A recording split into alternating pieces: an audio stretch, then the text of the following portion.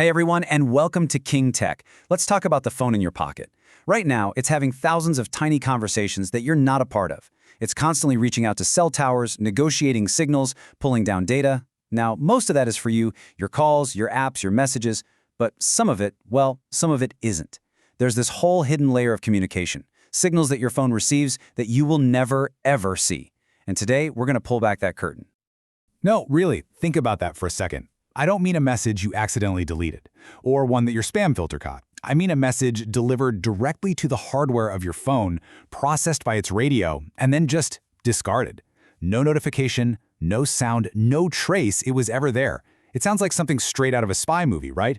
But this is a very real capability of the global mobile network we all rely on. And you know what? It's happening constantly.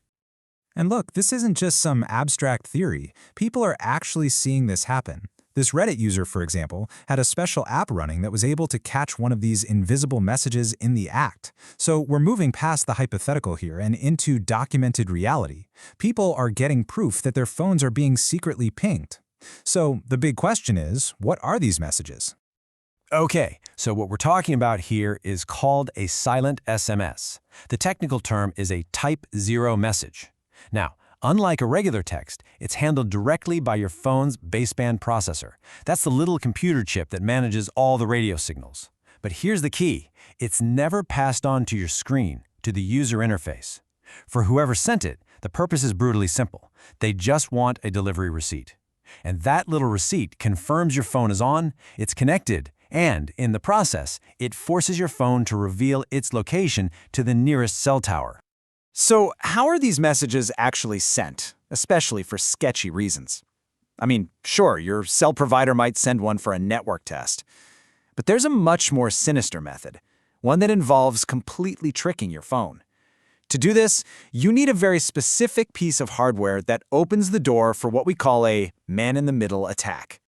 The main tool for this job is called an IMSI catcher. You've probably heard of it by its most famous brand name, Stingray. Now, IMSI stands for International Mobile Subscriber Identity. That's the unique number tied to your SIM card. An IMSI catcher's whole purpose is to catch that number by basically pretending to be a legit cell tower. And it works because it exploits the most fundamental thing your phone is designed to do. Always look for the strongest signal. So how does this attack actually play out? It's a pretty slick multi-step trick. First, the IMSI catcher starts blasting a signal that's way stronger than any real cell tower in the area. Your phone, just trying to do its job and get you the best connection, is fooled and connects to this fake tower. But here's the real kicker. As soon as you're connected, the IMSI catcher forces your phone's connection all the way down to an old 2G network. Why? Because 2G security is, frankly, a joke. It's fundamentally broken and super easy to crack. And just like that, the attacker's in the middle, sitting between you and the real network, able to see your data.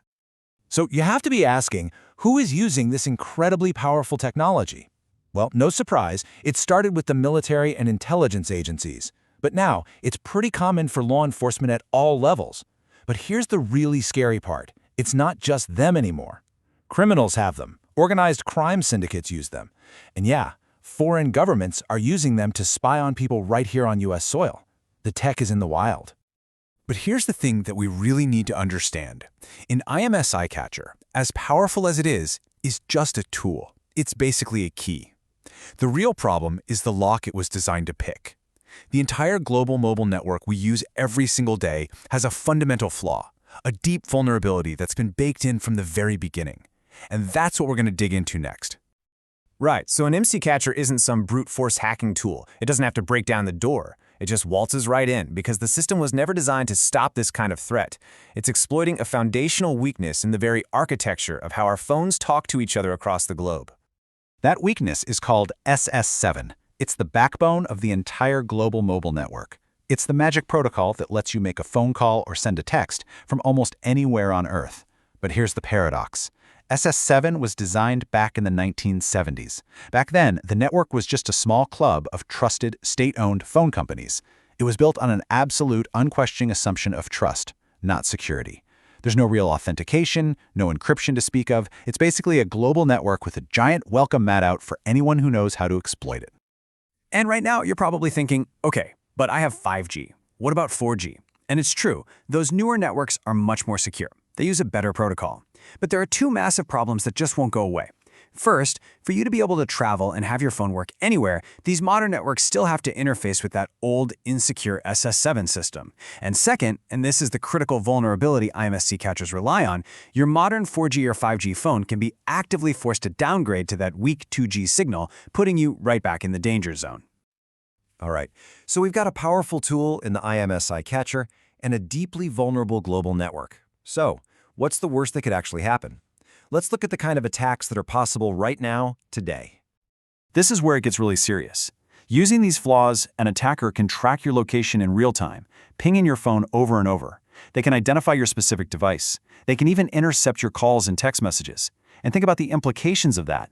They could grab your two-factor authentication codes as they come in and use them to get into your bank account.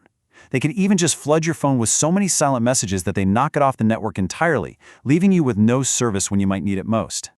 And if you think this all sounds a little bit like a conspiracy theory, I want you to look at this.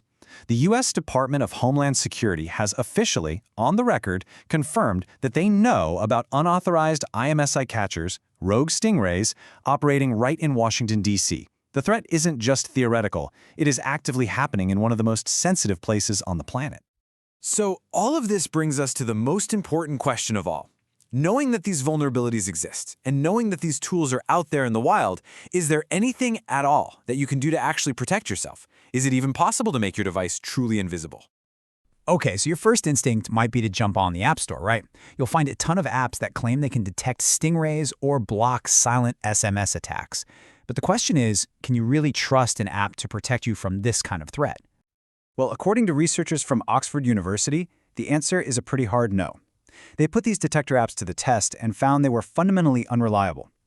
See, the core issue is that a simple app doesn't have deep enough access to the phone's baseband radio. It can't see the low-level communication where a network downgrade attack would actually be happening. So at best, these apps are unreliable, and at worst, they give you a false sense of security, making you think you're safe while a real attack goes completely unnoticed. So what can you do? Well, airplane mode isn't the answer. Your phone can still receive signals and be located. And turning your phone off, that's not a foolproof solution either. And this is the key detail most people miss.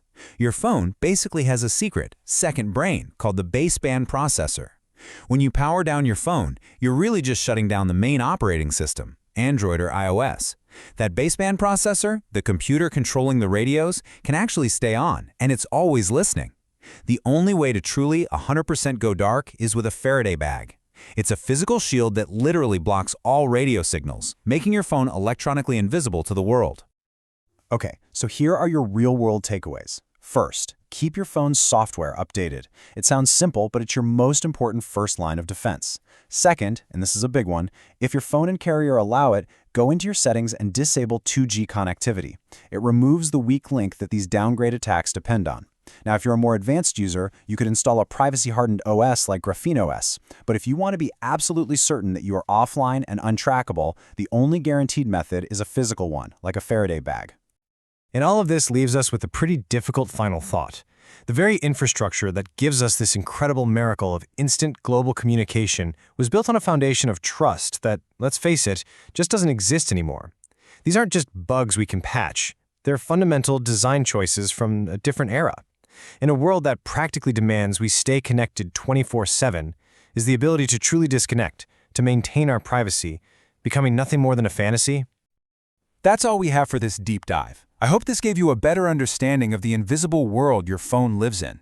If you want to learn more about how to protect yourself in this digital age, please make sure to like this video, drop your questions in the comments below, and definitely subscribe to King Tech.